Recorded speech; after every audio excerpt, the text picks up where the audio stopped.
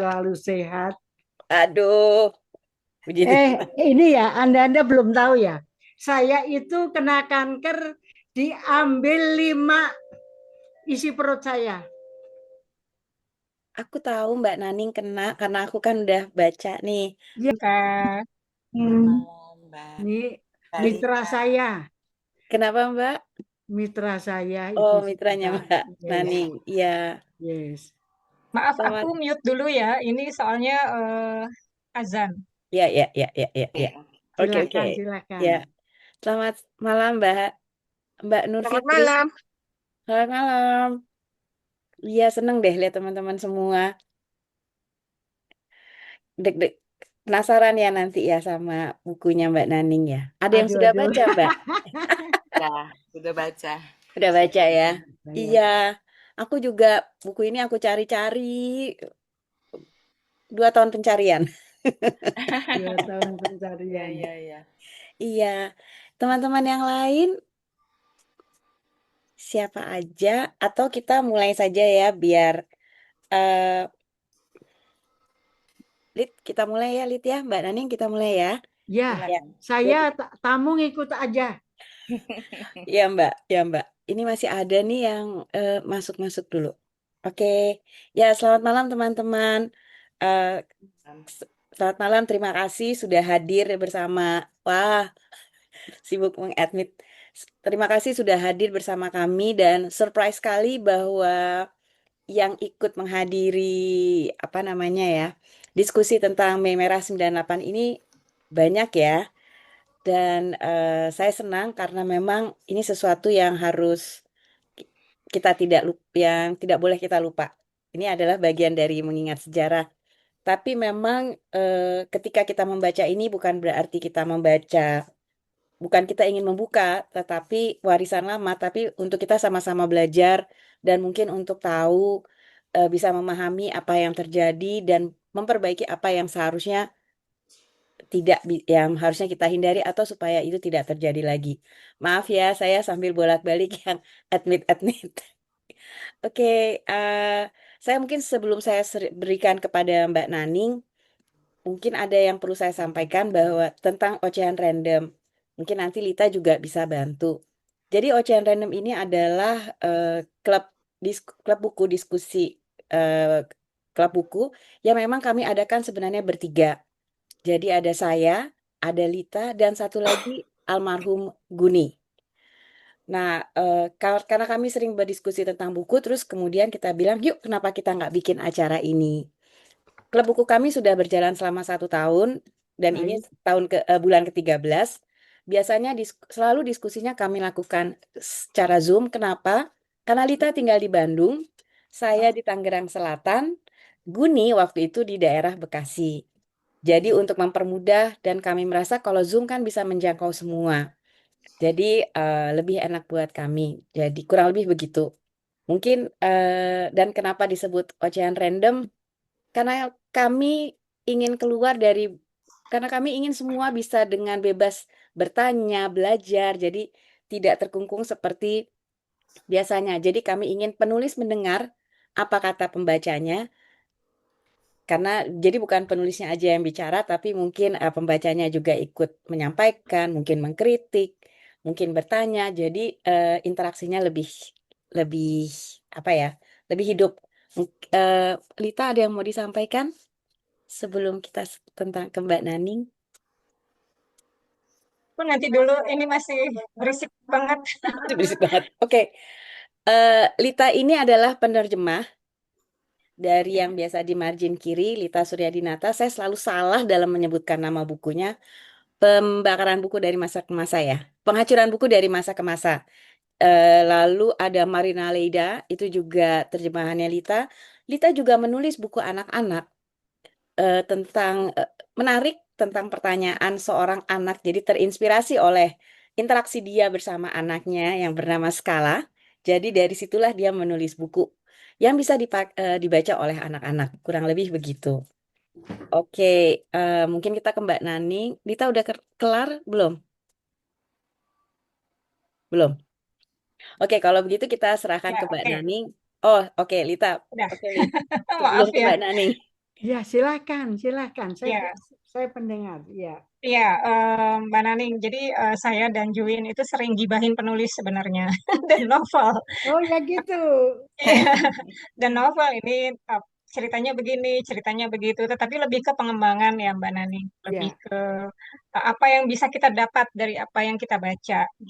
Jadi kami mengabaikan teknik penulisan, diksi, premis, apalah segala macam gitu ya. Kami bukan ahlinya di situ.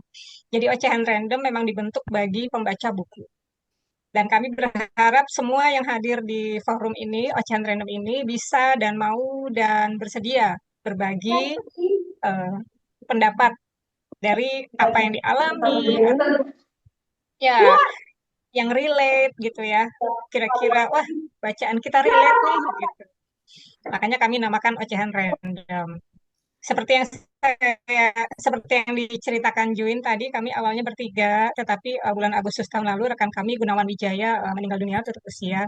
Jadi tinggal saya dan Juin berdua. Dan semoga kita panjang umur ya Juin. Ya, Ocehan random jadi panjang umur gitu. Dan seperti biasanya almarhum Guni yang jadi wasit buat kami berdua gitu ya. iya, Ini jadi kami berdua pun sama-sama belajar gitu mengelola sebuah klub buku. Dan kami selalu memilih tentang topik yang seperti ini ya, Mbak Naning.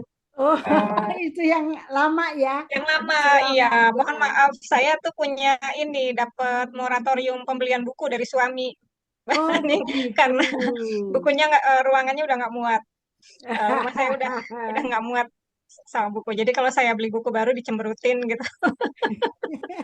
Akhirnya saya beli buku online. Ya itu, saya senang karena kalau seperti yang Juwin bilang, saya menerjemahkan penghancuran buku dari masa ke masa, Ya, karya Fernando Baez, dan di situ Baez mengatakan bahwa apa yang tidak dituliskan, it- apa ya, yang tidak digoreskan oleh pena akan hilang ya, oleh waktu. Gitu. Jadi saya senang sekali ketika negara berusaha melupakan tragedi yang sebetulnya banyak dialami, berusaha dilupakan tetapi tidak ingin dilupakan karena kasusnya belum tuntas. Dan buat saya betul-betul menghargai Mbak Naning Pranoto karena sudah menuliskan cerita Mei Merah 1998 ini. Begitu Mbak Naning. Silakan Juwin, kita teruskan. ya. Oh ya, satu yang belum ditambahkan, Mbak. Jadi klub kami ini fokus kepada dua genre, sejarah dan kesetaraan gender. Oke. Jadi memang fokusnya ke situ. Dan sekarang waktunya kami serahkan ke Mbak Naning untuk bisa memperkenalkan diri terlebih dahulu. oh iya. Karena terus terang buku mengenai Mei 98 dari sisi perempuan ya kita membahasnya ya. Itu amat sangat jarang. Jadi saya betul-betul mengkoleksi buku untuk novel tentang 98 di samping buku nonfiksi ya. Tapi memang Mbak Naning ini yang berbeda. Mungkin Mbak Naning bisa memperkenalkan diri atau menceritakan apa sih tiba-tiba yang membuat Mbak Naning Oh baik. terinspirasi ide ini? Ya. Selamat malam para sahabat, saya panggil sahabat. Kebetulan ini ada hadir juga artinya sahabat-sahabat saya pribadi, ada guru dari SMA Ladon Bosco. Ini sekolahnya sudah menerbitkan 19 judul buku bersama saya. Wah, Ibu Asri, selamat malam. selamat Ya, malam. terus saya sapa dulu. Ini ada yang suka bantu saya dalam arti segalanya, gerak saya. Anda sudah tahu tadi siapa saya. Rita, selamat malam, Nak. Selamat malam Ibu, selamat malam. Yes. Mbak Sinta, selamat Selamat malam. malam. Ya, Ada Mas Lukas, ada anak saya dari Kalimantan. Itulah pedalaman ikut Mas Sunu, mana Mas Sunu, Mas Lukas ada. Terus juga kepada anak-anak saya dari UPI. Selamat malam, saya maaf tidak hafal nama-namanya. Tapi ini saya sudah sangat bangga, sudah angkanya yang hadir mencapai. Oh ya, terima kasih dari UPI memberikan jantung hati ya, terima kasih. Begini, saya cuma mau singkat saja. Saya sampai hari ini tuh sudah menulis 201 judul buku. Jadi 200 judul buku, bukunya macam-macam, ada fiksi, non-fiksi, di mana waktu kita menulis ada yang menggunakan creative thinking, critical thinking, ada paduan dari keduanya begitu. Nah, nanti tanggal 29 Mei saya mau meluncurkan buku juga. Judulnya 101 dongeng dari 7 benua. Itu bukan sembarang dongeng yang biasanya akan berbeda, dan buku dibagikan gratis kepada siapa saja berupa e-book begitu. Jadi saya numpang ya mengumumkan karena katanya suruh itulah berbagi kreativitas gitu. Jadi teman-teman nanti kalau mau hadir juga boleh, saya umumkan nanti lagi ya lebih. Terus bagaimana Mei Merah tercetus menjadi sebuah novel? Saya perlu menyampaikan sesuatu berita yang agak serem tapi lucu. Buku ini nyaris lah dilarang tahun lalu. Nyaris dilarang. Dan saya sendiri ada yang memanggil saya begitu. It's okay, saya datang. Tapi saya beruntung orang yang tidak suka viral. Saya orangnya diam, sehingga buku Mei Merah sempat menjadi buku laris begitu. Jadi buku laris, senang saya. Nah, buku itu sebetulnya saya tulis lama setelah terjadinya 98. Waktu 98 saya masih studi di Melbourne. Saya kebetulan studi di Australia itu 13 tahun. Saya berada di benua kanguru itu 13 tahun. Saya dengar saja, terus waktu pas 98 itu tiba-tiba banyak perempuan-perempuan muda Tionghoa yang ngungsi di Melbourne, Sydney, dan sebagainya. Saya tanya bagaimana situasi apa. Tapi saya memantau dari TV. Waktu itu saya cuma, kok kenapa sih hidup begitu. Kebetulan saya studi Chinese Studies saya. Jadi saya ini seorang sinolog gitu, ceritanya begitu. Tapi lebih sekarang kepada penulis umum gitu. Nah, tahun 2016 ketika saya mau ke Jakarta, pokoknya gitu, naik yang namanya Grab, naik Grab, itu tiba-tiba sopir Grabnya melihat saya bilang gini, Ibu bawa clipping apa? Saya memang waktu itu bawa clipping tentang peristiwa 98. Oh ini peristiwa ini, tapi saya cuek aja. Dalam hati, ngapain kamu tanya-tanya gitu. Kurang suka saya. Nengok terus sambil nyopet, terus saya tanya, mengapa Mbak, perempuan ya? Ada apa Mbak? Kalau Anda ada sesuatu, yuk kita duduk saja dulu di rest area. Akhirnya betul, dia tanpa saya minta belok, terus dia cerita, dia adalah salah satu korban 98. Dia baru kembali dari Sydney, ngungsi ke sini, baru pulang dia sebagai supir Grab. Akhirnya saya bilang, apa Anda besok bisa libur? Saya wawancara di rumah saya, apakah Anda? Oh mau Mbak, mau. Akhirnya saya wawancara dia, karena waktu itu saya terobsesi nulis novel tentang ini gitu, cari bahan dulu gitu. Nah, sudah. Akhirnya saya dapat dari dia banyak, semua saya dengerin. Wawancara dia 1 hari, dia saya ganti, penghasilannya hari itu dapat berapa setiap hari, pokoknya saya tanggung jawab dia. Akhirnya saya menulis. Nulisnya beda dengan novel-novel pada umumnya. Itu kan kalau Anda membaca semua orang pertama. Jadi padahal kalau novel itu tidak seperti itu umumnya. Tapi karena saya belajar creative writing, saya ingin tampilkan hal lain begitu, hal lain. Terus agak terhambat buku itu karena kok datar aja ya. Akhirnya saya wawancara lagi orang beda. Akhirnya jadi saya serahkan ke penerbit Obor. Waktu itu saya kebetulan penerbit Obor pimpinannya sahabat saya ya, Ibu Kartini Nurdin. Saya bilang, Mbak, tolong Anda buat keputusan cepat aja, kalau tidak mau saya terbitkan sendiri gitu.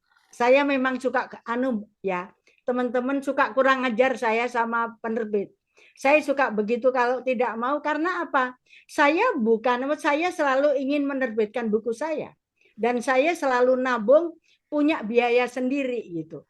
Dia ketawa, hahaha, gitu. Akhirnya terbit nih bukunya gitu. Dan saya senang waktu itu yang membedah buku saya adalah Profesor Melanie Budianta. Saya bangga sekali karena dia memahami peristiwa itu gitu. Memahami peristiwa itu. So, saya sebagai dosen tatap muka ya, masih tatap muka. Saya ini cerita aja jujur ya, saya bisa jualkan cukup banyak novel itu karena waktu ngajar ya nulis novel dengan referensi Mei Merah gitu. Terus terang saya ini agak pedagang kaki lima memang, jujur aja. Jadi Ibu Sinta ketawa gitu. Saya sesuatu yang rasional saya lakukan. Karena saya tidak mau dicap, oh jadi penulis itu melarat, oh penulis itu gitu. Oh no, I am not. Ya, jadi saya tidak. Nah, akhirnya buku itu lahir, terbit lagi, terus bulan Mei tahun 2026 25 ada sahabat saya seorang kritikus, Maman S. Mahayana, membuat kejutan untuk saya. Dia bilang gini, Mbak, akhir Mei yuk kita peringati tentang Mei untuk apa istilah dia, jangan melupakan peristiwa apa gitu. Merawat ingatan ya topiknya gitu. Saya haru juga ya, udah disediakan tempat di tempat PDS Habib Yasin. Saya betul-betul baru tahu yang hadir itu aktivis semua, yang ikut suka kamisan segala macam. Saya terus terang saya jarang ketemu dengan orang-orang seperti itu ya. Haho aja saya. Karena pertanyaannya kan nyerempet-nyerempet ya, saya kan orangnya terus terang saya ini penakut sebetulnya. Takut konyol, saya tuh nggak mau kena popor senapan lah, dimarahin orang yang sebetulnya tidak paham lah, sampai haho. Nah, saya waktu itu didampingi Nilasari. Anda tentu tahu Ratu Roti itu ternyata mengalami peristiwa yang sangat menyedihkan. Dia cerita bertutur gitu. Meskipun orangnya tidak bisa bertutur, yang bertutur saya karena dia bicara dengan saya. Terus saya lagi nulis biografi beliau juga gitu. Nah, apa sebetulnya yang ingin saya lakukan? Saya dalam forum ini jujur sejujur-jujurnya. Sebuah majalah luar negeri, National Geographic, menulis tentang saya. Bagaimana saya satu-satunya perempuan Indonesia, orang Jawa begitu loh, menulis banyak sekali novel tentang Cina gitu. Karena saya belajar Chinese Studies. Kedua, masa kecil saya banyak bergaul dengan Cina begitu. Saya tahu. Dan kalau tidak salah teman-teman saya ini, terus terang saya kalau ketemu Cina minoritas. Minoritas. Nah, terus saya punya pemikiran begini. Kalau tidak ada yang menulis bagaimana? Saya pernah menulis novel judulnya Meslu.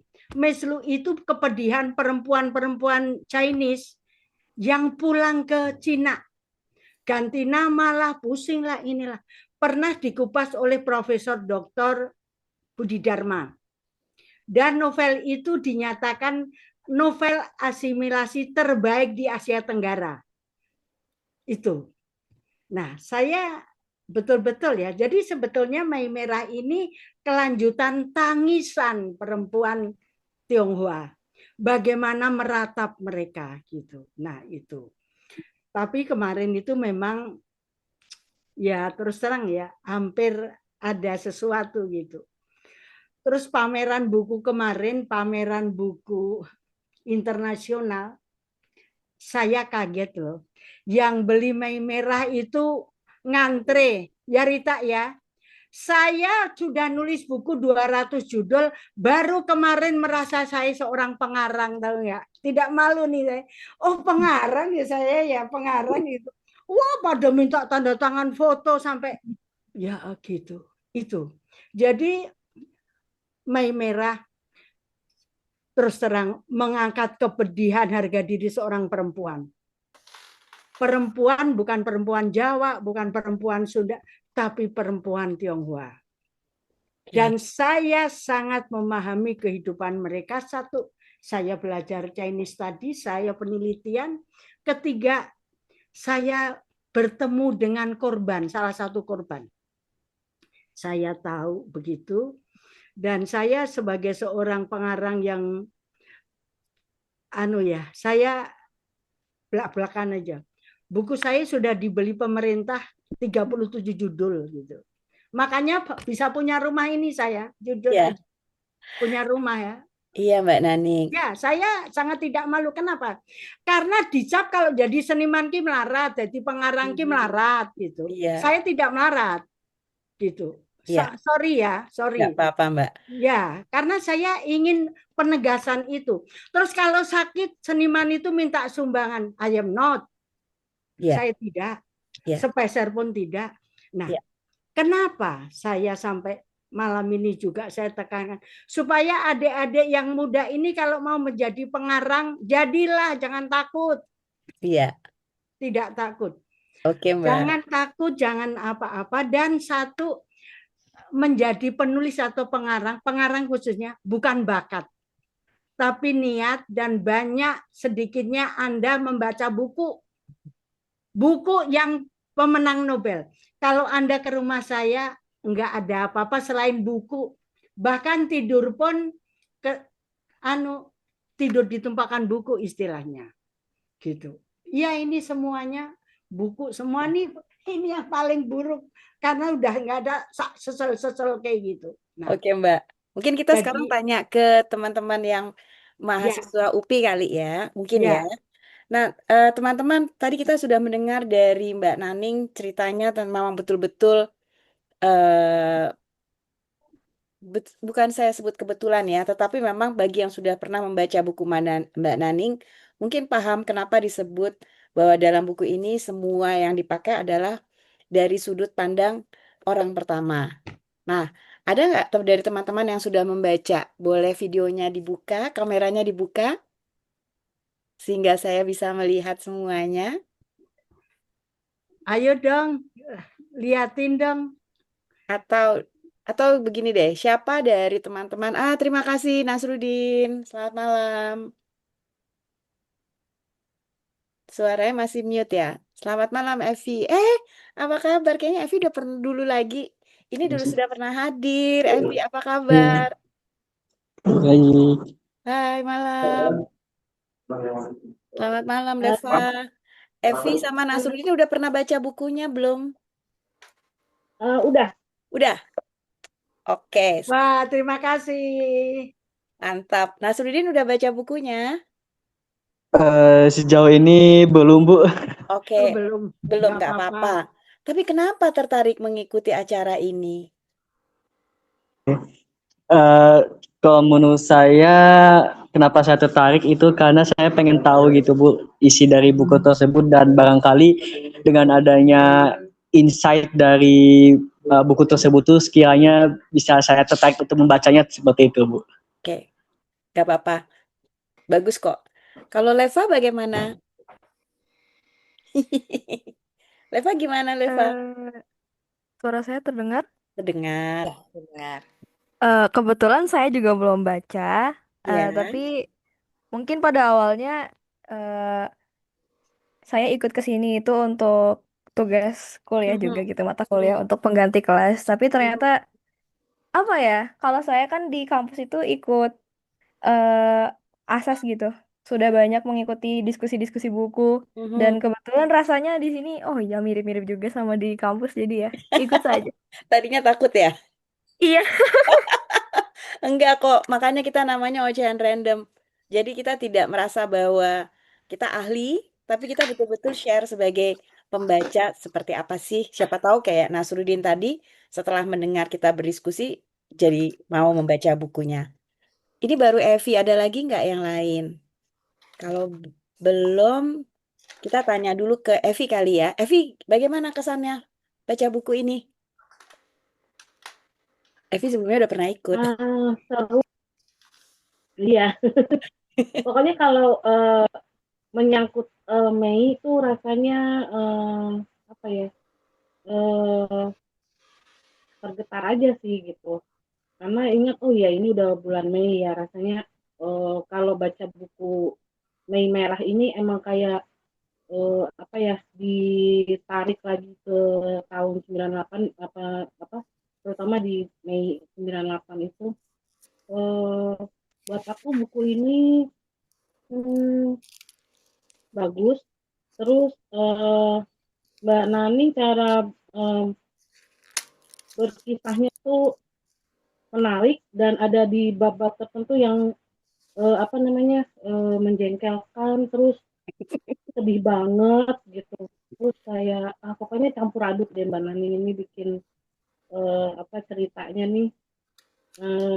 Dan terus ngingetin lagi aku ke tahun ke Mei 98 itu benar-benar emang apa ya aku sebagai keturunan Tionghoa juga dan waktu itu tuh benar-benar yang pulang malam di saat kejadian itu rasanya kayak deg-degan, takut. Terus di sini tuh baca ini terus jadi ingat lagi tahun kemarin apa ya Menteri Pemerkosaan anak itu apa namanya tidak ada gitu. Ya sekarang gimana mau apa ya diungkap kalau korbannya sendiri aja kalau mau bersaksi itu dibungkam gitu. Jadi kasus ini ya kelihatannya nggak ada gitu. Tapi sebenarnya kan banyak sekali gitu. Makanya makasih Mbak Nani udah nulis cerita ini dan suka sekali bacanya. Mbak Juin. Ya, terima kasih Evi. Teman-teman yang lain, Leva sudah baca bukunya? Belum? Oh ya, belum. Ada teman-teman yang lain di sini lumayan nih. Ada Diara, Devi, ini namanya lucu. Delegates Kanaya Latifa Zain. Boleh dibuka kameranya teman-teman? Atau susah? Ada Intan Budiman. Siapa dari teman-teman di sini selain Evi yang sudah membaca? Ini ada ibu dosen penyair top markatop ternyata hadir. Ibu Nenden, selamat malam. Maaf ya saya menyapa dulu supaya ini. Ya. Dan ada ibu pelukis, penyair, ibu filsuf, Ibu Yeni, selamat malam. Aduh, terus. Selamat malam. Maaf ya ini saya nggak pakai kasih. video Ini soalnya Nggak apa-apa, ada Mbak. ibu lagi filsuf dan tahu nggak lukisannya sudah dikoleksi di beberapa museum di Eropa. Iya. Terima kasih kehadirannya Iya, Ibu Mbak. Yeni Fatmawati. Iya, boleh komen nggak bukunya? Soalnya saya udah baca. Boleh. Justru itu yang kami harapkan, Mbak. Ya, Jadi siapa yang sudah aduh. membaca bukunya, karena Ya, di sini kan pada kameranya ditutup, jadi saya nggak bisa, atau at least ada yang angkat tangan deh, siapa yang sudah membaca. Kalau Mbak Yeni Sebenarnya saya sudah baca, bacanya waktu pertama kali keluar, pertama kali edisi ya. yang pertama ya. Heeh. Jadi kalau seingat saya, soalnya itu membekas banget kan. Saya terus Iya. terang aja pas waktu kemarin relaunching lagi dengan ilustrasi yang lebih bagus menurut saya ya, yang baru. Saya lebih suka yang kedua ini, yang terakhir gitu ya, ilustrasinya, bukunya. Tapi Ya. kan isinya pasti sama ya. sama. Ya, jadi seingat saya nih ya, pokoknya saya terus terang Mbak, saya nggak baca lagi, tapi saya tuh masih ingat banget gitu ya, bahwa itu menceritakan kayak apa ya, luka gitu, luka korban kekerasan seksual gitu saat kerusuhan Mei, itu yang paling saya ingat kan. Jadi, dan di situ kayak Mbak Naning tuh bisa membawa kita ke apa ya, kita tuh jadi terbawa gitu ya, carried away dengan tokoh. Sebetulnya tokohnya fiktif kan Mbak, tapi memang terinspirasi dari peristiwa nyata kan pastinya kan gitu. Ya, Jadi ini kayak fiksi sejarah gitu ya Mbak. ya. Tapi ada nuansa apa ya, menyeramkan menurut saya gitu. Jadi di situ juga ada di situ permainan psikologisnya gitu. Jadi menurut saya saya inget banget ketika baca itu tuh saya sampai merinding gitu loh Mbak. Jadi ini luar biasa sih menurut saya buku ini. Saya salut sama Mbak Naning bisa menuturkan, menceritakannya begitu dengan lugas dan membawa kita jadi bisa membayangkan gitu. Selamat Mbak Naning, pokoknya saya suka sekali buku ini sebetulnya. Jadi saya Terima makanya walaupun saya kasih. sudah lama sekali, tapi saya itu masih ingat gitu loh. Iya, Jadi berkesan Iya, sekali ya Mbak Nani, Mbak Yeni, untuk iya, Mbak Nani. iya bener. beliau Itu ini aja mungkin dari saya. ya, Ya, terima terima kasih kasih. Mbak. Ibu Yo. filsuf, Ya. ibu pelukis, ibu penyair. Kalau Terima kasih oke, sekali. kalau Lengkap. Leva, boleh saya tahu tugas yang diberikan apa? Apa? Gimana? Buat Leva. Jadi Leva Oh, tugas yang oke, diberikan oke. apa sebenarnya? Oke. Izin menjawab. Sebenarnya tugas yang diberikan itu untuk menyimak diskusi bukunya, dan karena saya belum baca jadi saya masih belum tahu gitu apa yang diceritakan, tapi sebagian besar sudah diulas gitu ya mengenai eh, peristiwa yang sebetulnya sangat menyedihkan untuk diingat gitu. Eh, Lalu untuk tugas lainnya mungkin saya ingin bertanya nanti di depan untuk Mbak Naning gitu, bagaimana Mbak Naning memulai tulisannya, kemudian mengapa sampai terinspirasi sampai menulis yang sekiranya ini adalah tulisan yang menurut saya ada di pinggir jurang gitu. Bahasan topiknya itu ada di pinggir jurang dan sangat riskan gitu. Kira-kira keberanian sampai sana itu bagaimana gitu. Mungkin lebih ke nanti ingin saya bertanya-tanya kalau misalkan ada kesempatan. Terima kasih. Pasti Leva, pasti ada kesempatan itu. Jadi diskusi ini justru sehingga Leva tuh bisa bertanya. Pertanyaannya bagus sekali. Mungkin Mbak Naning bisa dijawab pertanyaan Leva, atau Leva Ya, mau diulang lagi? oke. Sebetulnya kalau mau jujur, saya menulis buku yang lebih berani adalah judulnya Mumi Beraroma Minyak Wangi. Itu peristiwa bagaimana seorang perempuan yang suaminya dituduh komunis. Itu harusnya saya yang dilarang itu gitu. Tapi itu saya tulis sudah agak lama, ada itunya di sini. Ada covernya. Bahkan sudah diterjemahkan ke dalam bahasa Inggris. Anda bisa kok cari di itu, lah di Google, lah terjemahannya ada. Saya sebetulnya tidak mencari sensasi. Saya juga bukan seorang pengamat politik yang seperti apa. Saya mengolah rasa, empati saya, dan saya menghormati perempuan. Itu prinsip buku-buku saya hampir semua begitu. Seperti yang tadi saya ceritakan judulnya Meslu, yang oleh Profesor Dr. Budi Dharma dinyatakan novel asimilasi terbaik di Asia Tenggara gitu. Nah, tapi ada yang menulis tentang saya, katanya saya membela kaum minoritas gitu, perempuan. Tapi saya tidak sehebat itu. Saya cuma ingin menyampaikan sesuatu karena saya studi tentang Chinese bagaimana begitu.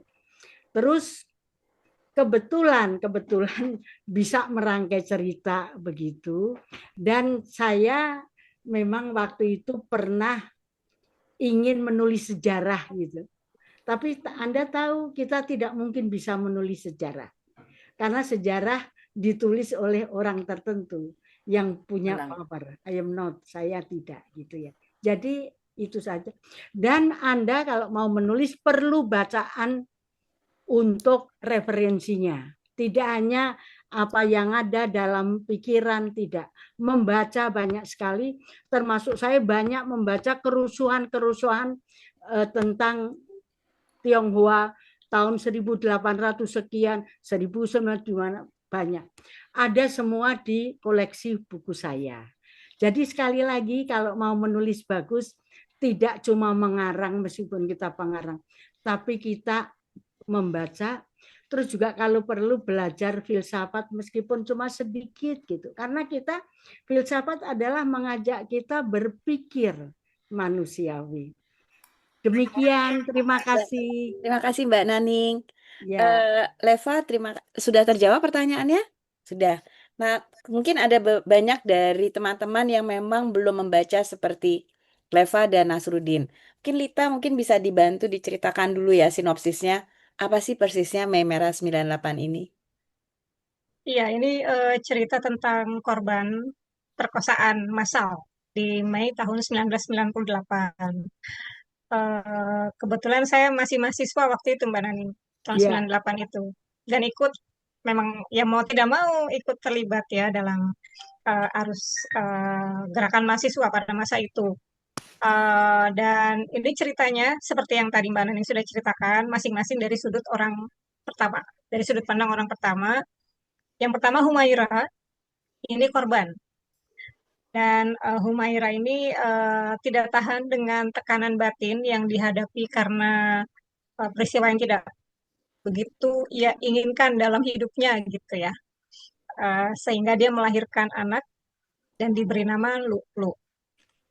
Artinya bagus banget dan ini unik namanya gitu ya. Namanya Lu atau Lu gitu ya. Dan ya, Humaira dan Lu ini punya kesamaan. Mereka sama-sama lahir tanpa diinginkan sebetulnya. Humaira diangkat dan punya ibu angkat yang sangat baik dan mengasihi beliau gitu ya. Dianggap anak sendiri. Kemudian Lu juga gitu ya. Meskipun ia diambil dari panti asuhan, dari susteran gitu kalau saya boleh istilahkan, itu sama diasuh oleh ibu angkat, orang tua angkat yang menyayangi dia seperti anak sendiri. Nah, entah bagaimana ceritanya, Lu ini berteman dengan seorang laki-laki yang punya data tentang masa lalu dia. Ibu dia siapa gitu. Sehingga dia berusaha mencari tahu ibu sebenarnya dia tuh siapa gitu ya.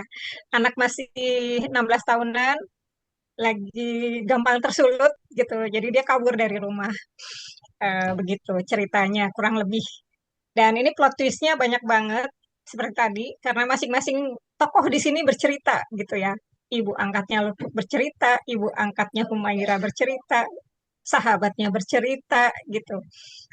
Saya pikir perlu kepiawaian yang tinggi untuk bisa menulis dari berbagai sudut pandang seperti yang dilakukan oleh Mbak Naning gitu ya. Karena harus mengubah suara kan. Luk bahasanya seperti ini gitu. Humaira bahasanya seperti ini gitu. Jadi plot twistnya banyak dan asik buat diikutin. Dan ada ini juga, ada unsur-unsur apa namanya ya, surrealis gitu ya. Pohon Kamboja pun berbicara gitu ya. itu itu yang bikin menarik dan saya jadi penasaran mengikutinya gitu. Dan satu-satunya tokoh laki-laki yang bersuara di buku ini itu ternyata jadi bad person gitu. Eh, Nanti teman-teman kalau penasaran bisa baca sendiri ceritanya. Saya nggak mau kebanyakan spoiler, jadi biar harus baca gitu ya Mbak Naning ya, Iya, iya. biar tahu sendiri gitu kenapa saya bilang bad person gitu. Jadi buat adik-adik yang mungkin pada saat itu belum lahir gitu ya, saya mengalami sendiri gitu bagaimana buruknya keadaan pada masa itu gitu. Eh, saya terjebak di kampus, tidak bisa pulang, melihat bakar-bakaran gitu ya. Kemudian saya sempat berkenalan juga dengan korban. Dia penghuni di sebuah soul asylum. Saya tidak bisa menyebutkan gitu dan anaknya diasuh oleh adiknya gitu ya, dibesarkan dan diasuh oleh adiknya. Eh, dan adiknya ini pun jadi menanggung beban gitu. Dia dianggap punya anak di luar nikah, padahal itu anak kakaknya dan kakaknya itu korban gitu. Tapi dia belum mau mengungkapkan jati diri anak ini siapa gitu, kecuali ini anak saya gitu ya. Ada banyak seperti itu. Apa namanya, kalau kita mau mencari tahu, membuka mata, membuka telinga gitu ya, bahwa sejarah yang meskipun berusaha ditutup-tutupi, berusaha diabaikan, ini entah kali kesekian, entah keberapa sejarah ditutup-tutupi. Sampai sekarang pemerintah belum mau mengakui Jugun Ianfu sebagai korban perang. Sekarang kemudian terakhir korban perkosaan massal Mei 1998 pun tidak diakui gitu. Ini korban. Dan ada ternyata kejadiannya peristiwa ini, negara masih belum mengakui gitu. Jadi silakan teman-teman seperti Mbak Naning bilang, banyak baca, banyak menelaah, banyak mengumpulkan data juga, saling cross-check gitu ya. Saya tidak mau menyimpulkan sendiri. Kurang lebih begitu Mbak Naning Ya, dan Juwin dan Ya, teman-teman. terima kasih Lita. Ya, seperti yang saya mau sampaikan juga, ketika saya membaca buku ini, tadinya saya berpikir, oke, dia cuma cerita tentang si Humaira nih, yang penasaran sama apa anaknya yang diberi nama bagus. Saya waktu pertama kali baca namanya, Luk, Luk, ini apaan sih? Kenapa tiba-tiba idenya Luk, Luk ya? Tapi setelah saya lihat artinya, menarik ya, sehingga mau tidak mau kan nama itu terpatri ya dalam ingatan. Dan salutnya yang tadi Lita cerita, yang bad person tadi, itu memang Mbak Naning menurut saya memotret apa yang terjadi pada saat di usia 16. Facebook merajalela, kadang-kadang kenalan lewat Facebook langsung merasa oke. Kadang-kadang kita merasa begitu kan, dan terpengaruh sehingga ya dia mendapatkan, karena dia mungkin didikan orang tuanya kuat, dia terselamatkan. Karena kalau tidak, dia pasti akan mengalami. Saya berplot twist sendiri nih di kepala saya. Bisa bisa mengalami hal seperti yang dilakukan ibunya. Jadi dan yang paling seru memang betul kata Lita, ketika Kamboja bisa jalan-jalan, itu kan suara pohon kan. Jadi waktu saya pertama kali ke Kamboja, terus apa namanya pipi rata ya kalau nggak salah ya, kan ya, itu ada ya di situ. Saya bilang ada. ada pipi rata siapa ya? Saya mesti gitu. Atau oke, sinar masuk dari celah-celah. Saya bilang oke, ini kira-kira. Jadi kalau teman-teman baca, teman-teman jadi bisa membayangkan ya tadi membayangkan di dalamnya tuh membayangkan lah. Jadi ketika Mbak Naning cerita satu plot, satu point of apa POV dari orang pertama dan berganti-ganti, itu membuat saya juga harus mengganti imajinasi saya ketika membaca buku ini. Dan memang seperti yang dibilang Lita, saya bukan belum sudah menjadi seorang ibu pada waktu itu, dan kebetulan salah satu ketika peristiwa 98 itu mulai terjadi, ketika mulai memang teman kami pertama kali sebelum itu meledak ya, teman kami memang dihancurkan mobilnya sehingga dia harus balik lagi ke kantor. Orang tuanya terpaksa tinggal sendiri. Salah satu dua teman saya mengungsi ke luar negeri bersama bayinya karena yang bisa dia bawa pada saat itu terjadi hanya botol susu anaknya. Dan teman saya yang satu lagi, dia cerita, dia perempuan, dia tinggalnya di petak 9 di Glodok, saya masih hafal. Dia juga harus pada saat itu dia lagi pulang kantor, terpaksa dia harus apa namanya ya, ngumpet dan diselamatkan oleh Pak Haji. Dia aman. Tapi sebenarnya penderitaan sampai sekarang, dan ini ada dalam buku ini dengan bentuk yang look-look tadi, bahwa trauma atau yang sampaikan Lita, bahwa dampak dari peristiwa itu cukup besar. Kurang lebih begitu. Oke, ini bocoran-bocoran dari teman-teman. Ya. Atau gimana Mbak Naning? Atau saya yang tanya deh. Nah, Mbak ini Naning, sebentar. ya, Ibu Sinta saya pikir harus bicara ini. Ini oke.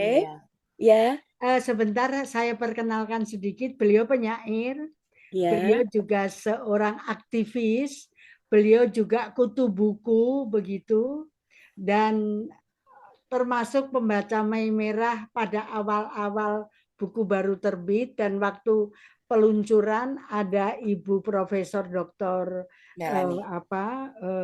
Melanie Budianta. Melanie Budianta. Terus mamanya juga tidak secara langsung menjadi korban, tapi beliau mendapat tempat istimewa, akhirnya menjadi seorang dosen di sebuah universitas di negeri Belanda. Begitu ya Bu Sinta ya. Iya. Silahkan Ibu Sinta. Iya, saya melihat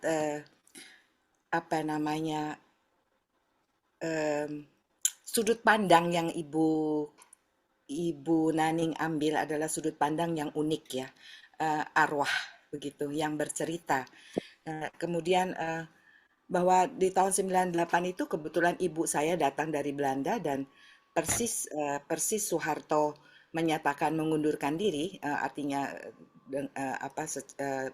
menjadi presiden itu mama saya ada di Belanda dan saya kemudian mengantarnya pergi ke airport dan saya melihat betapa airport itu penuh sesak dengan orang-orang yang mau pergi. Jadi memang ada nilai historis di novelnya Ibu Naning yang mengingatkan pada masa itu jatuhnya Orde Baru dengan segala macam hengki-pengkinya tentu ya, dan kekejaman-kekejaman yang harus dilewati oleh kaum minoritas. Dan sampai sekarang Mbak Ita Fathia Nadia dan Mbak Nusyabani Kacasungkana masih terus mengupayakan agar pemerintah mengakui kejadian-kejadian karena mereka punya bukti-bukti otentik tentang pemerkosaan itu. Dan saya berharap Fadlizon atas nama pemerintah harusnya dipaksa untuk mengakui begitu. Kemudian novel Ibu Naning ini betul-betul membuat kita bisa sedikitnya mengubah trauma para korban ya, dan juga tidak melupakan sejarah seperti apa yang dilakukan pemerintah saat ini begitu. Saya kira sementara itu dulu. Ibu Naning, salut, terima kasih sudah menyuarakan apa yang terjadi pada kaum minoritas begitu. Begitu Mbak. Terima kasih Bu Sinta. Mbak Naning, saya mau coba panggil dulu. Ini ada yang mendaftar dari Hong Kong ya, Lita ya? Oh ya, ya. Ya, Mbak Fitri Halim. Mbak Fitri Halim ada nggak ya di sini? Coba. Halo Mbak Fitri. Kelihatannya nggak Ada. Ada. Lagi Halo. nulis buku juga dia dengan kami. Iya. Iya. Mana bukunya, dipamerin dong. Belum. Perjalanan, Ya. perjalanan. Oke. Mbak Fitri boleh diceritakan kesannya tentang bukunya Mbak Naning atau apa yang mau disampaikan? Jujur saya pendatang baru ya. Bukunya pun saya belum pernah punya, apalagi membacanya. Iya. Sama Bu Naning saya juga barusan kenal 1 bulan lah kurang lebih. Jadi belum pernah membaca buku itu. Tapi kenapa saya ikutan ini? Karena saya kepo. Ya, itu sih. Keponya di mana, Mbak? Pengen tahu apa yang ditulis di dalam buku itu. Jadi saya pengen mendengarkan di sini. Oke. Sebelum saya bisa membaca buku tersebut gitu. Oke, baik Mbak. Kurang lebih Bisa sudah beli di dapat itu, kan ya Iya, sinopsisnya? iya. Gam bisa beli di Google Book, Mbak Fitri. Iya, Ada di Google Book. Iya, nanti saya cari. Iya. iya. Terima Ini kasih ada Mbak. orang ngobrol ini ya. Ya. Kemudian di sini ada Nazila Hana. Ada Nazila Hana Dari mana dia? dari mahasiswa UNY. Oh, oke. Oh, Universitas Negeri Jogja. Ya. Iya, iya. Kayaknya, tapi saya belum ketemu, belum lihat namanya di sini. Iya, iya. Belum ya. Nah, ada satu anak yang pertama kali mendaftar karena diminta oleh Bu Nenden. Ibu Dendennya ada, tapi Eh, sepertinya dia tadi pamit sambil nyambi-nyambi katanya gitu. iya, Ibu dosen ini. iya, iya. Eh, Selamat malam, Assalamualaikum warahmatullahi Penyair wabarakatuh. kita akhirnya Mohon muncul. maaf, saya mungkin mohon maaf ini ikut Zoom ini mendua sebetulnya karena sedang Zoom lain, ada Zoom lain lagi gitu yang saya iya, ikuti juga gitu. Sedang ada rapat, jadi mohon maaf. nggak Tapi apa-apa. ya jadi sedikit-sedikit tadi mendengar. Saya ini sengaja apa namanya mengikutkan para mahasiswa karena ini sangat penting. Pertama, Ibu Naning Pranoto, Maha Guru Creative Writing, dan kebetulan para mahasiswa ini sedang kuliah mengikuti perkuliahan tulisan kreatif. Nah, kebetulan ini adalah minggu terakhir untuk mata kuliah tersebut. Dan apa namanya, saya sendiri berguru kepada Ibu Naning Pranoto dalam hal creative writing ya, baik dari buku-buku beliau tentang teknik menulis kreatif maupun karya-karyanya yang sudah banyak gitu. Nah, sehingga para mahasiswa ini sangat penting untuk ikut menyimak ya, meskipun belum membaca bukunya begitu ya. Tapi buku Bu Naning ini ada, saya punya. Jadi nanti bisa ini ya, bisa Ibu bawa gitu.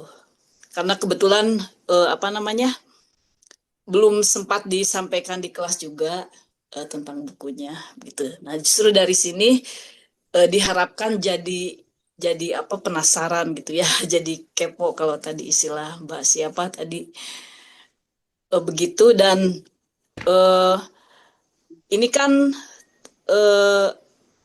buku dari hasil penelitian, dari hasil wawancara begitu ya. Nah, kebetulan di UPI ini untuk tugas akhir tidak hanya skripsi, jadi bisa apa namanya bisa menulis karya kreatif, bisa berupa novel gitu ya, kumpulan cerpen, puisi, monolog, bahkan bisa film begitu. Jadi tidak hanya skripsi gitu. Nah, dan adapun metodenya art-based research gitu. Jadi seni berdasarkan riset. Nah, ini kan contoh yang sangat bagus gitu ya buku ini. Kemudian pengalaman Ibu Naning sendiri, bagaimana proses menulis buku ini gitu. Bagaimana melakukan wawancara, bagaimana melakukan penelitian. Dan kalau tidak salah pada saat peristiwa Mei terjadi, Ibu Naningnya sendiri sedang tidak berada di Indonesia, kalau tidak salah ya. Iya benar, Ya, saya. tapi bagaimana beliau bisa melukiskan dengan begitu apa namanya Hidup. seperti nyata gitu ya, nyata gitu. Padahal beliau sendiri tidak menyaksikan secara langsung gitu. Nah, kalau saya sendiri misalnya pada saat itu memang menyaksikan, tahu sendiri gitu ya. Bahkan ada penjahit pakaian, dia itu diminta oleh perempuan etnis Tionghoa apa membuat celana yang sletingnya digembok, Oh, sletingnya sampai digembok segitu ya? gitu. Ya Ya, sampai ampun. begitu Kalau tahu gitu. kan masuk buku nih. Ya, karena kalau tidak seperti kan mereka tetap bisa membuka gitu. Ini slidingnya digembok gitu sampai seperti itu gitu. Saat itu ya. Ya dan ini teman-teman mahasiswa dari UPI ini adalah Genji yang mungkin lahirnya 2000 berapa ya.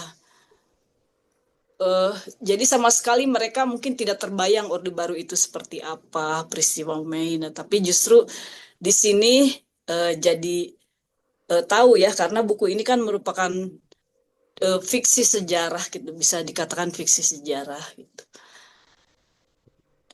Barangkali itu dulu dari saya. Terima Ya, kasih terima sekali. Pasti kasih. sangat menginspirasi gitu, Iya, sangat menginspirasi terima teman-teman. kasih. Ya. Terima kasih sekali. Ya, sama-sama. Sebentar, saya mungkin mau tanya ke teman-teman mahasiswa. Leva sudah. Yang ada di depan mata saya Nasrudin. Nasrudin, kalau Evi kan udah baca bukunya, jadi gantian nih. Dari Nasrudin kira-kira tahu tidak peristiwa Mei itu seperti apa? Baik, jadi untuk peristiwa 9 Mei itu yang saya ketahui itu kan tentang ini ya apa runtuhnya kekuasaan Orde Baru gitu kan ya, yang membuat beberapa wilayah di Indonesia itu kayak kacau balau gitu ya. Bahkan orang tua saya sendiri pun pernah ngalamin hal serupa gitu ya. Waktu itu ibu saya kan waktu itu kerja di Jakarta ya, dan saya diceritain gitu oleh ibu saya tuh bagaimana chaosnya gitu sampai ibu saya itu harus pulang kerja tuh harus ngumpet di mana gitu. Jadi kayak benar-benar serusuh itu gitu ya. Dan di situ juga sebetulnya aku menyoroti kejadian yang mungkin sesudah 98 gitu ya. Kebetulan saya itu sedang baca gitu ya Bu, sedang baca buku jurnalisme sastrawi gitu ya, yang mana salah satu dari bab tersebut dijelaskan tentang kayak korban pembunuhan pasca tragedi 98 gitu ya, karena pada saat itu banyak orang-orang yang walaupun tragedi 98 itu udah lewat tapi banyak yang apa ya kayak skeptis terhadap suatu kaum tertentu gitu ya, kayak emosi masyarakat tuh sedang meledak-ledaknya gitu, karena kan ya polisi juga sedang chaos gitu kan ya, aparat keamanan sedang chaos, jadi ketika ada suatu kejahatan sendiri ya cuma bisa pakai hukum rimba gitu selama pada saya itu, walaupun ini di luar 98 tapi dampak dari tragedi 98 tuh tidak hanya terasa sekitar 98 aja, tapi tahun 99 tahun 2000 juga masih kerasa gitu sih kalau dari saya tuh ya. Oke, terima kasih Nasrudin. Nah, gantian saya tanya lagi sama yang lain. Di sini ada kenapa Nasrudin deg-degan ya? Di sini ada Deandra Novitarani. Deandra boleh cerita nggak? Kira-kira tahu tidak apa yang terjadi di bulan Mei 98?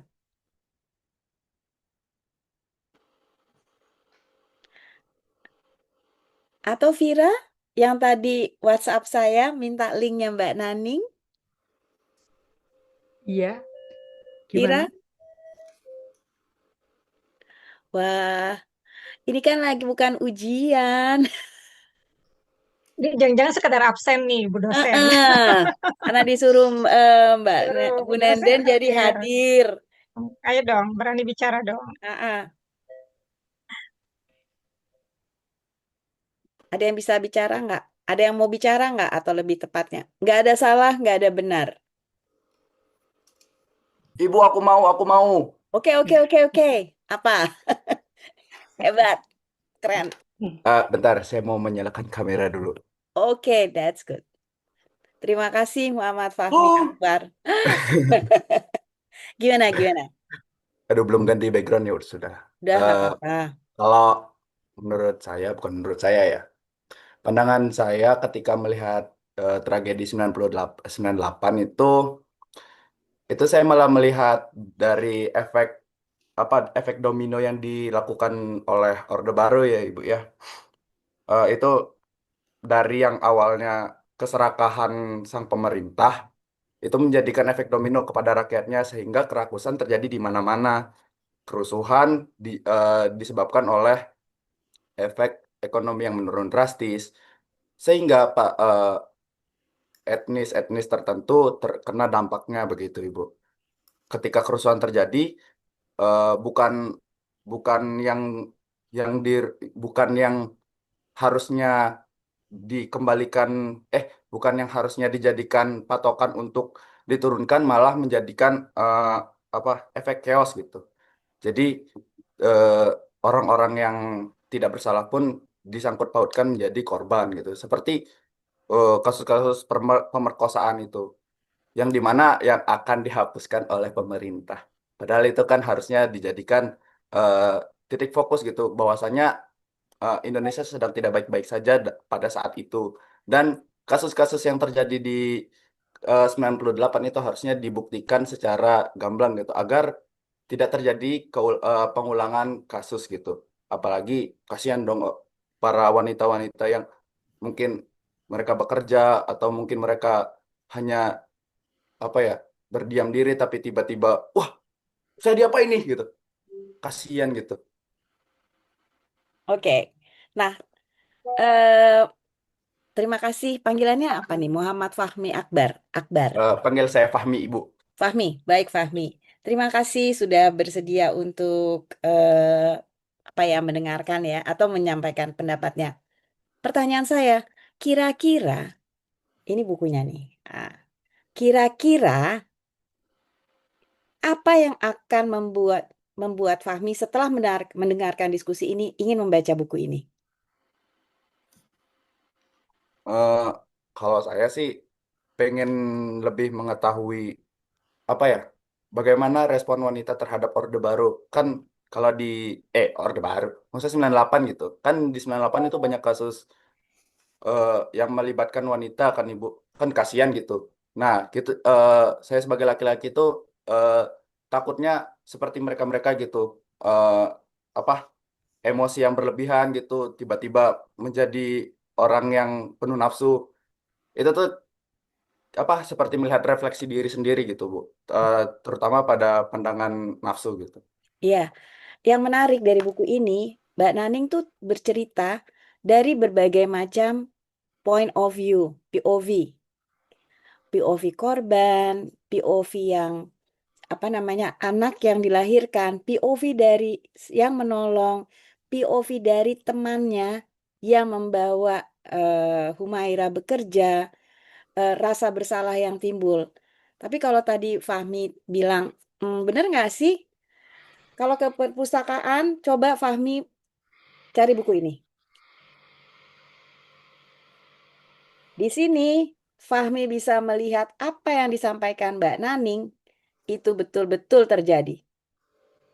Dia lengkap sekali dari ujung sebelum Jakarta mulai, bagaimana kekerasan di tempat lain juga sudah dilakukan. Jadi, kalau kita baca bukunya Mbak Naning tuh cerita bahwa ketika Mei 98 itu terjadi, bukan hanya orang, saya akan belak-belakan bilangnya, bukan hanya orang Cina saja yang kena, tetapi ada yang lain. Nah, begitu teman-teman. Bisa kasih referensi ya.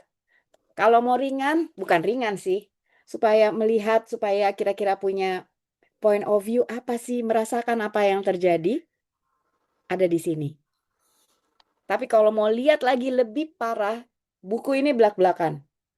Bagaimana seorang anak umur 2 tahun kali, atau yang bayi dikerjakan, atau diperkosa. Pernah dengar nama Ita Nadia? Iya. Masih Nah, 16 tahun waktu itu. 16 tahun. Dia diperkosa. Dan ketika dia dibunuh kembali, dia diperkosa juga. Jadi, kenapa pergerakan untuk apa namanya ya? Kenapa perlu kita tidak menghapus sejarah seperti itu? Dan buku Mbak Naning terlepas dari apapun, setelah saya membaca buku novel-novel lainnya ya, ini yang membahas dari berbagai macam sudut pandang dan ada plot twist. Plot twistnya ini yang, kok bisa ya gitu loh. Baca deh. Oke, Begitu. Nah, ada lagi nggak yang mau berbagi pendapat seperti yang disampaikan atau yang sudah baca? Ada nggak?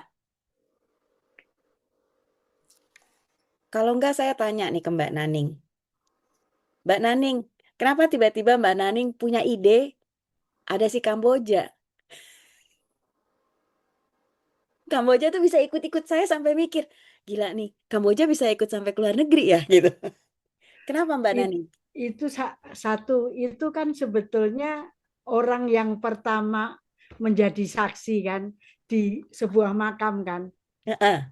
Ya. Saya jujur waktu itu saya nulis itu memang tidak maulah ditangkap sama pemerintah. Iya, iya, iya. Itu, jadi saya samarkan ada yang tidak masuk akal kok bisa bicara gitu loh, seperti itu. Itu aja. Jadi saya memang waktu itu ingin menyelamatkan diri saya, tapi ingin mengungkapkan begitu. Dan saya terima kasih sekali kepada Pustaka Obor mau menerbitkan buku saya gitu. Iya, Mbak Naning. Itu yang saya juga salut. Dan kemarin waktu diluncurkan yang kedua itu, aduh, seperti pasar itu, orang yang beli mie merah ramai sekali. Lalu Mbak Naning satu lagi, kalau tidak salah di sini Mbak Naning mengutip puisi dari Rumi ya? Ya. Ya. Boleh tahu Mbak Naning, kenapa kira-kira yang membuat Mbak Naning tuh khusus mengambil spesifik puisi Rumi yang seperti yang itu? Apa yang Jadi membuat? gini, saya hampir novel saya semua itu ada kutipan itu. What is it? Kutipan-kutipan filsuf semuanya untuk pembukaan. Kebetulan yang Rumi itu memang cocok sekali dan saya ini adik-adik sahabat Jalaluddin Rumi ya, itu penyair yang seperti saya anggap maha guru saya. Kebetulan kalau tadi Labu Yeni ini beliau sudah pamit, beliau studi tentang Rumi, beliau studi. Saya studi hampir semua filsuf-filsuf yang juga merangkap sebagai penyair begitu. Itu. Saya tidak melihat dia dari suku A, dari apa rasnya, dari Cina apa, dari Arab, dari apa tidak. Nah, Rumi kebetulan masuk untuk novel ini. Jadi saya karena banyak membaca, kalau inilah mungkin beda ya. Saya ini hampir setiap saat itu menulis dalam kepala orangnya. Terus, dan ini membuat saya mau masuk kepala 7 tidak ada pikun-pikunnya saya. Nah, kalau mau menulis langsung saya ketemu, saya masukin puisinya si A atau kutipan-kutipan gitu. Jadi gitu. Jadi kenapa saya memasukkan Rumi? Jawabannya singkat, memberikan nyawa dari cerita begitu. Ya Mbak Naning. Jawaban saya. Jadi membuat hidup lebih dari hidup begitu. Itu semua, tapi hampir semua novel saya ada puisi kutipan-kutipan begitu ya. Ya Mbak Naning. Mbak Naning satu lagi. Ini kan point of view-nya, POV orang pertamanya banyak banget nih. Semua kan. Jadi dalam kisah ini, dalam Mei Merah ini, Mbak Naning kan mengambil berbagai macam sudut pandang, ya. Boleh tahu Mbak Naning, kenapa Mbak Naning ingin memasukkan semuanya? Jadi baik dari sisi karena leksi itu kan sesuatu yang tiba-tiba leksi ya, sesuatu yang terus terang memang tidak terpikirkan. Tapi kenapa Mbak Naning mau memasukkan leksi, terus kemudian Suster siapa Yohana kalau nggak salah namanya. Suster Yohana ya. Iya, terus suara dari ibu seperti yang tadi Lita juga sampaikan, suara dari para ibu angkat. Apa Mbak Naning yang membuat Mbak Naning memilih memasukkan semuanya dibandingkan hanya memilih misalnya konflik antara Humaira dan Lukluk atau konflik batinnya Lukluk. Kira-kira apa, Mbak? Jadi gini, memang setahu saya belum ada novel di tanah air ini yang ditulis seperti itu. Betul. Saya ingin menulis yang berbeda dengan orang lain, itu satu. Kedua, dengan saya menampilkan semua tokoh yang ada dalam cerita itu menjadi orang pertama, bisa tuntas ceritanya, tuntas, nggak putus kan, gitu. Si A menceritakan ini, si B menceritakan itu. Tapi sebetulnya saya sebagai seorang yang belajar creative writing, saya menunjukkan saya kreatif loh, beda dengan orang lain. Gitu. Jadi sorry, memang saya mengagumi pengarang pemenang Nobel. Anda nanti bisa membaca karya dia, Toni Morrison. Jadi si Toni Morrison ini bahasanya sangat maskulin. Saya meniru dia. Terus saya juga tergila-gila oleh tulisannya Iwan Simatupang, sastrawan kita itu. Banyak sekali yang itu, makanya saya ingin menunjukkan kepada pembaca, saya mah beda, saya kan belajar creative writing gitu. Sorry ya, agak gitu. Makanya saya kalau ada penulis baru niru si A, niru si B itu jengkel saya. Karena diri dia itu punya kemampuan gitu loh. Punya kemampuan. Dan kebetulan saya juga menulis itu, wah biar buku saya begini laris itu. Enggak saya. Mau laris mau enggak itu apa, tapi saya berterima kasih penerbit-penerbit besar mau menerbitkan buku saya, juga suka rada aneh itu. Nah, jadi sekali lagi saya kepada teman-teman lah berbagi saja.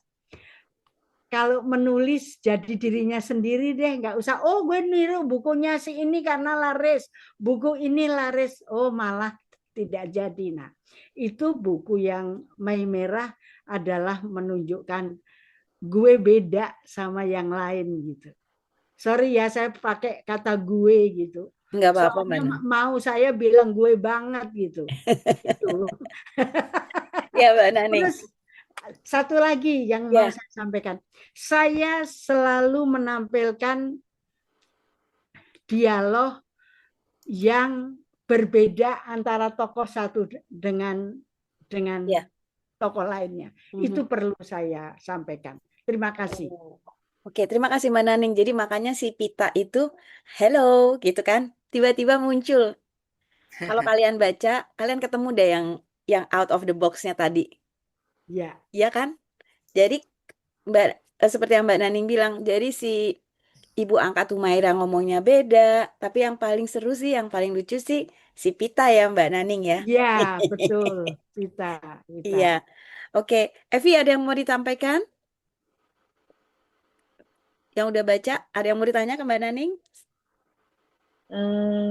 Yang mau bertanya pada saya sediakan 5 buku saya. Leva tanya, angkat tangan. Ya Leva, silahkan. Ibu izin, saya cukup tertarik untuk bertanya mengenai cara Mbak Naning menyampaikan dari POV pertama yang tentunya ada pendalaman karakter dan dari setiap karakter agar berbekas gitu di pembaca gitu ya. Cukup mengingatkan saya ke tulisan Mary Shelley yaitu Frankenstein. Itu ada 3 bingkai juga dari 3 karakter. Dan dengan Mbak Naning membawakan lebih banyak karakter gitu. Kira-kira tantangannya itu apa sih Mbak Naning? Kemudian untuk pendalaman karakternya itu kan akan sulit. Apakah ada catatan di samping tulisan yang akan dijadikan cerita gitu? Misalnya ada biografi tokoh gitu yang dituliskan secara khusus untuk karakter satu, kemudian ada karakter Kamboja dan Humaira, atau yang lebih banyak lagi yang disampaikan oleh Mbak Naning di ceritanya. Mungkin saya berarti. Oke. kasih. Jadi bagaimana menciptakan tokoh? Saya belajar yang namanya reading people, membaca orang. Orang ini begini, orang itu begini, begitu gitu. Itu memang belajar. Jadi kalau Anda mau mendalami karakter perlu juga baca-baca buku psikologi gitu. Ya, buku-buku psikologi. Tapi waktu saya belajar creative writing memang ada pelajarannya membaca orang gitu. Jadi judulnya Reading People, How to Read a People gitu. Jadi bagaimana kita membaca orang. Jadi seperti itu ya. Oke, Anda mendapat buku, tolong Anda tulis alamatnya. Nak Rita, tolong Anda salinkan ya Oh, alamatnya yang dapat buku, silakan. iya. Terus Nasarudin tadi dapat buku dari saya juga, oke? Masih ada apa kalau pulang? Masih ada, Tak Mbak, masih cabut ada. bukumu, tapi ada. Masih. Sorry ya. Evi meskipun sudah punya buku saya, tapi akan saya kirimi juga, Evi. Oke. Wah, dapat Evi, buku. ya, Evi Fris. Evi, ya. Oke. Ada lagi teman-teman. Kalau saya Siapa hitung lagi? ada Leva, ada Nasrudin, ada Evi. 2 lagi kan ya, Mbak? Ya, monggo Ya. silakan. Ayo, teman-teman, siapa? Oh, Fahmi. Ayo, Oh, Fahmi. Fahmi juga dapat dong. Fahmi, Kosok tapi Fahmi tadi lupa. rambutnya udah begitu, Oke. masa nggak dapat sih Fahmi. Oke, Oke. nah, satu lagi. Satu lagi siapa? Satu lagi. Dian? Coba aku cek nih. Satu lagi siapa? Sorry, Vira, ada Vira, ada jadi Dian. sambil nunggu yang satu, saya cuma menekankan, Anda kalau mau menulis tidak usah mengukur dirinya, oh aku nggak bakat, jangan nulis aja, oke? Terus tidak usah niru, oh bukunya si ini laris, aku niru dia, tidak. Anda menulis saja. Terus, wah sudah nulis nanti saya sulit, siapa yang menerbitkan? Jangan takut. Kalau Anda nulis, bingung tidak ada yang menerbitkan, hubungi saya. Oke? Hubungi saya. Nanti Mbak Naning. saya ajak bicara bagaimana. Satu lagi, Bu Anda Naning. jangan takut melarat jadi penulis itu. Iya. Tapi Anda harus tahu harga Anda berapa. Bukan mau jualan apa-apa, tapi Anda harus tahu siapa sih saya untuk apa ya. Itu aja.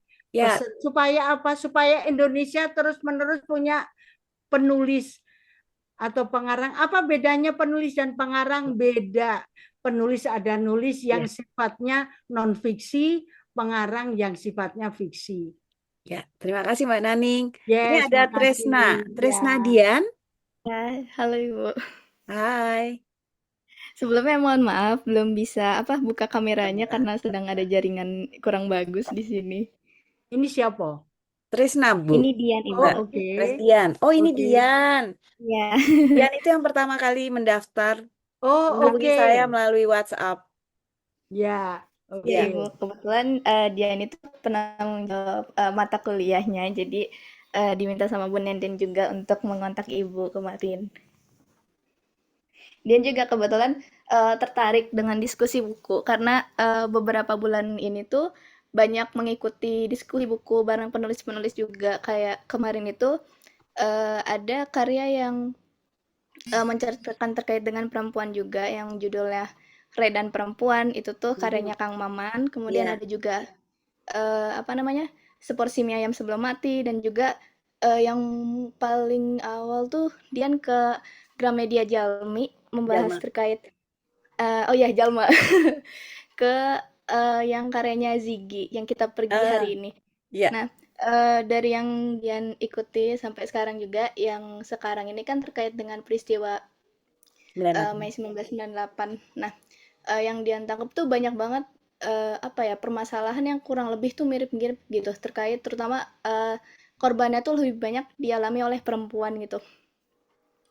Nah, yang yang ingin Dian tanyakan tuh kan pada tahun ini tuh banyak banget korban-korban perempuan gitu, dan kalau untuk Bu Naning sendiri, bagaimana Bu Naning apa ya, menaikkan apa ya disebutnya tuh tragedi yang bisa dibilang kan sadis banget ya ini tuh, dan juga untuk Dian yang termasuk kalau dalam membaca sesuatu tuh sangat-sangat dihayati banget gitu. Jadi kalau untuk Bu Nani sendiri itu selama menulis buku ini tuh dihabiskan berapa lama Ibu untuk menyelesaikan sampai benar-benar sepertinya ini udah bagus gitu, sudah baik untuk dibaca oleh pembaca gitu. Kalau dari Dian gitu Ibu. Jadi Anda menanyakan proses kreatif menulis berapa lama gitu ya? Iya, sampai Iya Mbak Ibu. Naning yakin bahwa Bisa. oke, ini Ya, selesai, ini oke. ya, saya jujur ya, itu lah tergantung gitu. Jadi itu sangat tergantung. Tapi kalau saya menulis novel, itu tidak ada yang khayalan pure, tapi ada data kisah nyata. Saya harus membaca referensi. Tapi kalau buku-buku yang dibeli pemerintah itu saya bisa menyelesaikan seminggu tuh bisa saya.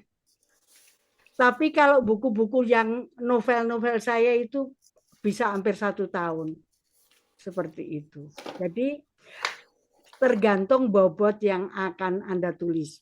Sekarang saya sedang menulis novel biografi saya, Sejarah Tubuh nomor 9A. Itu sudah hampir setahun, hampir 2 tahun nggak selesai. Kalau nulis saya nangis tuh nggak selesai-selesai. Jadi memang kita tidak seperti kalau nulis non-fiksi, bisa diprediksi. Karena kalau nulis fiksi itu ada rasa, dimasukkan, ada data, ada faktanya. Tapi yang paling sulit adalah bagaimana menggabungkan antara imajinasi dan kenyataan. Itu tidak gampang. Perlu pengalaman batin. Jadi, teman-teman, kalau masa kecil saya tidak menderita batin, saya nggak bisa nulis novel. Saya berterima kasih kepada penderitaan. Terus terang, bukan derita ekonomi, tapi batin begitu. Jadi teman-teman kalau yang tidak pernah menderita batin kayaknya sulit nulis deh. Jadi Anda tahu kan, lahir lagu-lagu melankolis, lahir puisi-puisi yang bikin menangis karena hatinya tersentuh. Itu aja. Jadi kalau Anda misalnya, oh hidupku susah banget lah. Anda kalau mau jadi pengarang berterima kasih, tahu rasa sakitnya, sakitlah dihina, disuruh ini itu. Jadi apa itu pengembaraan batin. Makanya Anda kenalkah Pramudia Anantatur? Bagaimana dia bisa menyelesaikan novel Rumah Kaca dan sebagainya. Karena dia waktu dalam tahanan di Pulau Buru, pengalaman batinnya banyak begitu. Jadi berterima kasih kepada penderitaan, terima kasih istilah orang itu saya kurang suka. Benerlah sabar ya, itu cobaan. Oh bukan cobaan, emangnya coba-coba. Itu realita yang harus kita hadapi. Jadi gitu nak. Mulai hari ini saya berharap kalian kalau ada masalah-masalah yang batin betul. Allahu Akbar, Alhamdulillah, Astagfirullah atau apa terima kasih. Kalau saya ya, saya terima kasih sekali. Sehingga saya bisa nulis Mei Merah dan sebagainya. Itu karena banyak gitu. Baik. Itu saja, Mbak. Jadi jangan merintih gitu. Rintihanmu tuangkan dalam buku. Saya punya teman seorang laki-laki nulis puisinya itu aduh gile loh gitu ya. Tapi ya begitu dia. Dan dia bisa survive sampai hari ini. Karena nulis puisi itu ya. Baik, terima kasih sekali. Terima kasih Mbak Naning.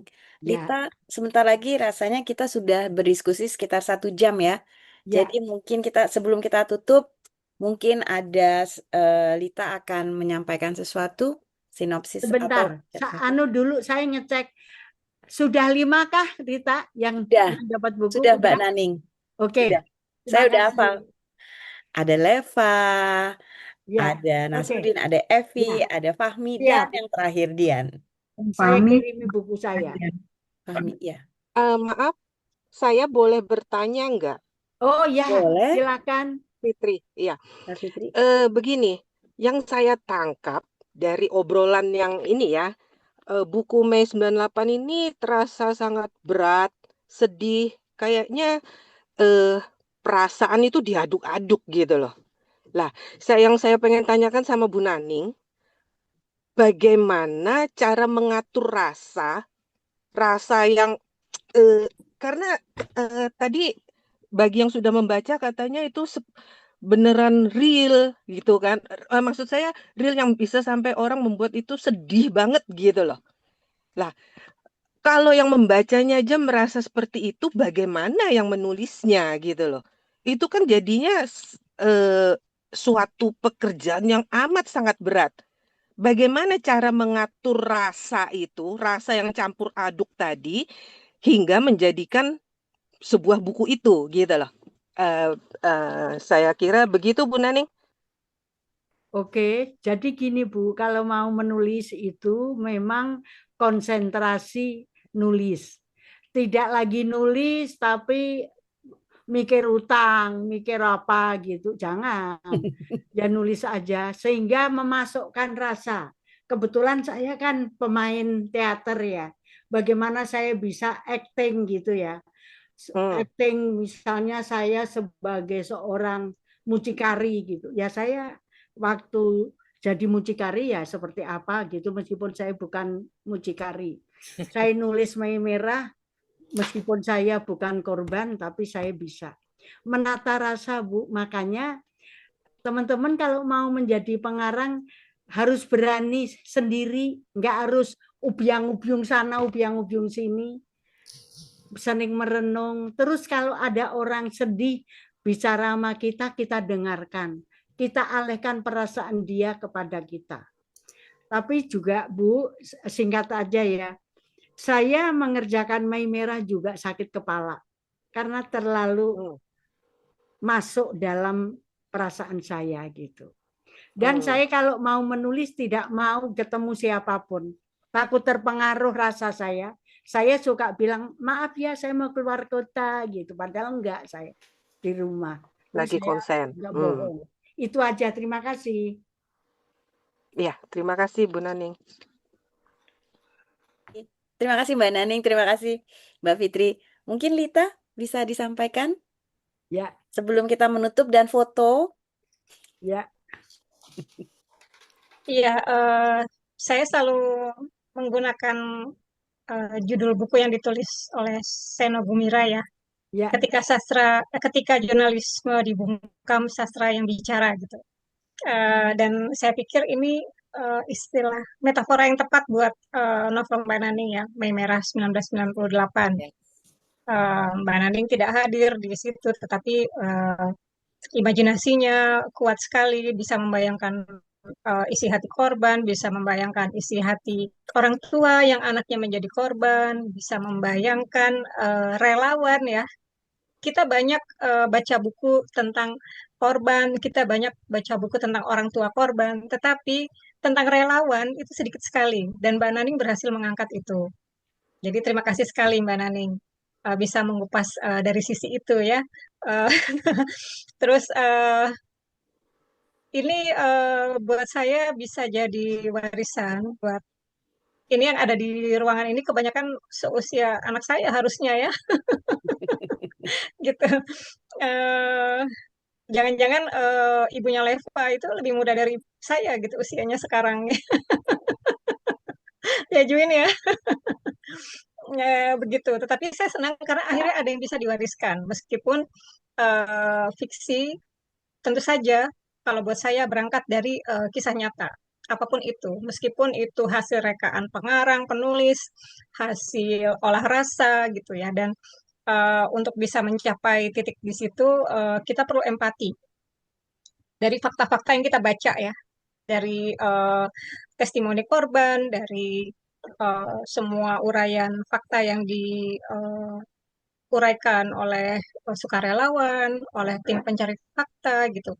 Dan saya pikir Mbak Naning berhasil mengangkat cerita ini menjadi satu masakan yang enak sekali. Jadi ini seperti salad yang komposisinya seimbang. Begitu Mbak Naning. Ya, Nah, terima jadi kasih saya pikir sekali. teman-teman mahasiswa, saya pikir silakan baca buku ini, cari di perpustakaan. Buat teman-teman di UPI, saya pernah lihat di Perpustakaan Kota Bandung. Jadi bisa baca di situ. Kalau misalnya harga buku mahal ya Mbak Naning ya untuk kantong 100 mahasiswa gitu. ribu harganya. Iya, gitu. Jadi mungkin bisa patungan atau bisa ke taman bacaan. Banyak cara untuk bisa mengakses. Dan Bandung bukan kota yang sulit untuk mengakses buku karena banyak perpustakaan mandiri juga, taman bacaan itu berserakan di Bandung. Karena saya orang Bandung. Begitu teman-teman. Baik, kalau begitu Lita terima kasih banyak. Mbak Naning, terima kasih banyak. Saya terus terang terima kasih sekali, tidak bisa dengan kata-kata. Apa ya, saya sangat tersanjung juga. Terima kasih, ini memperkuat saya terus bisa berkarya. Dan selamat kepada klub Anda yang hebat. Itu, terima kasih. Terima kasih Mbak Naning. Saya perlu waktu 2 tahun terus terang mencari bukunya karena habis terus Mbak Naning. Oh ya gitu ya. Ya, jadi Kasihan begitu deh. bukunya ada langsung Ya, saya udah ya, langsung beli. ya. Oke, Mbak Naning, teman-teman boleh dibuka Izin kameranya. mau bertanya, Oh, masih maaf. ada yang mau tanya? Aku Ya. baru kepikiran. Oke. Oke. Apa? Sebenarnya aku tuh mau nanya gini untuk Bu Nani gitu ya dalam menggarap buku tersebut gitu ya kan ini tuh menjelaskan tentang ini ya kayak pemerkosaan gitu perempuan gitu terhadap oknum tertentu dan dijelaskan juga gitu ya bahwa dalam proses tersebut kan melalui berbagai cara ya gitu ya bisa kayak wawancara terhadap siapa yang pernah mengalami kejadian tersebut gitu ya. Nah, saya tuh tertarik gitu, Bu, kalau semisal kita mau membuat novel gitu berdasarkan kisah-kisah yang kan kalau pemerkosaan itu kan agak sedikit sensitif gitu ya. Nah, bagaimana cara Ibu untuk apa ya bisa mewawancarai gitu terhadap orang-orang yang pernah mengalami hal tersebut tuh tapi walaupun ini agak sensitif tapi bisa gitu untuk dijelaskan gitu kayak gimana caranya gitu. Oke. Saya mantan wartawan ya, saya jadi wartawan 15 tahun antara lain untuk radio BBC ya. Jadi tahu bagaimana wawancara. Tapi biasanya orang yang saya wawancari itu tidak merasa diwawancarai, tapi merasa ada tempat berlabuh untuk menumpahkan isi hati alias healing, begitu Mas. Karena saya tidak, bagaimana perasaan Anda gitu tuh tidak pernah. Ya, saya sangat ringan saya. Kebetulan saya ini ada apa ya cara ngobrol saja gitu. Jadi kalau Anda wawancara jangan kayak bagaimana menurut Anda waktu Anda lagi di itu nggak ada dan tidak ada kata pemerkosaan waktu saya wawancara. Nggak ada. Tidak menggunakan kata-kata kekerasan sama sekali. Tapi dia sudah menumpahkan. Kalau Anda wawancara korban, biarkan dia bicara apa saja. Jangan dipotong. Biarkan. Karena Anda harus menyediakan waktu untuk dia 1 hari udah gitu. Dan jangan juga terus kayak, ih kamu gitu deh. Gitu. Jangan. Jadi itu saja. Kita betul-betul manusiawi, ekspresikan empati kita. Pilih kata-kata yang tidak negatif, tidak menohok, tidak melukai. Terima kasih Nasaruddin ya. Nasaruddin adalah tokoh kocak dari cerita Iran. Di dalam buku dongeng saya nanti ada, silahkan pada datang dapat buku gratis.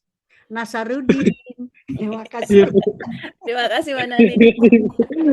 Oke, teman-teman karena waktunya sudah 9, saya tahu pasti Mbak Naning juga harus istirahat, Bu Sinta juga.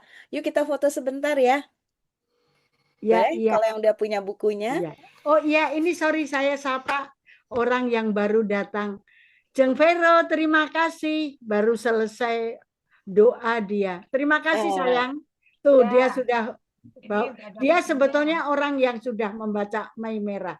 Oke, Oke, terima kasih. terima kasih. Kita Yuk, foto kita ya. foto yuk, kita 1, foto 2, yuk. 3. Lagi. Buka Udah, dong udah anunya siap? ini apa kameranya buka dong sayang. Ya. Biar kita tahu wajah-wajah yang cantik jelita bagaimana gitu. Oke. Oke. Sudah siap? 1, 2, 3. Lagi. Sebentar, ini karena saya tunggu. 1, 2, 3. Iya. Oke. Teman-teman, waktunya sudah selesai. Biasanya nanti Mbak Naning mungkin agak biasanya ini akan kami tayangkan lagi di YouTube. Ya, Jadi kami ada YouTube Ocehan Random. Jadi ya, itu bisa dilihat di situ, didengar di situ. ya. Dan kami juga kalau yang tertarik untuk mengikuti diskusi, kita juga ada Instagramnya, Ocehan Random juga namanya, tapi pakai apa namanya, Lid? Saya bilangnya terbahasa. Ocehan Random ada tanda spasi, bukan spasi, underscore di belakang. underscore-nya di belakangnya. Iya.